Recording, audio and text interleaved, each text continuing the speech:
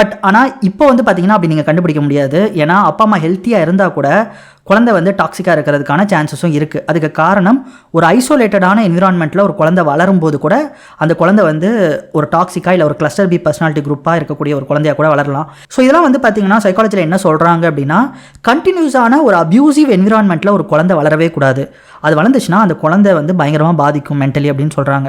இந்த அப்யூஸில் வந்து 2 இருக்குது. ஒன்று வந்து ஃபிசிக்கல் அப்யூஸ், இன்னொன்று வந்து வெர்பல் அப்யூஸ். ஸோ நீங்கள் நிறைய வீட்டில் பார்த்துருந்துருக்கலாம். ஏதோ ஒரு சின்ன சண்டை தான் இருக்கும், அப்பா அம்மா அடிச்சுப்பாங்க, ஃபிசிக்கலாக அடிச்சுப்பாங்க, இல்லைனா அசிங்கமாக பேசி திட்டிப்பாங்க. பட் அவங்க வியூவில் என்ன இருக்கும்னா, இல்லை நம்ம குழந்தைங்க வந்து என்ன கேட்டாலும் வாங்கி தரோம், எல்லாமே பண்ணுறோம், அப்போ அந்த குழந்தை ஹெல்த்தியாக தான் வளரும்னு நினைப்பாங்க. அது அப்படி இல்லை.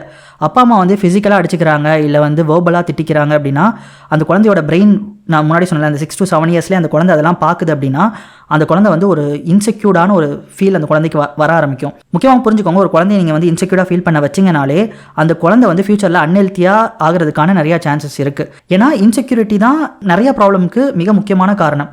அதாவது ஒரு குழந்தை இன்செக்யூர்டாக ஃபீல் பண்ணிச்சுன்னா ஃபியூச்சரில் அது எப்படி யோசிக்கும் அப்படின்னா, ஓகே நம்ம சுற்றி இருக்கிறவங்க எல்லாருமே வந்து நம்மளை என்ன வேணாலும் எப்போ வேணாலும் பண்ணலாம், அதனால் நம்ம தான் நம்மளை பாதுகாத்துக்கணும்னு சொல்லிட்டு ஒரு செல்ஃப் சென்டர்டாக ஒரு செல்ஃபிஷாக வளர்கிறதுக்கான நிறையா சான்சஸ் இருக்குது.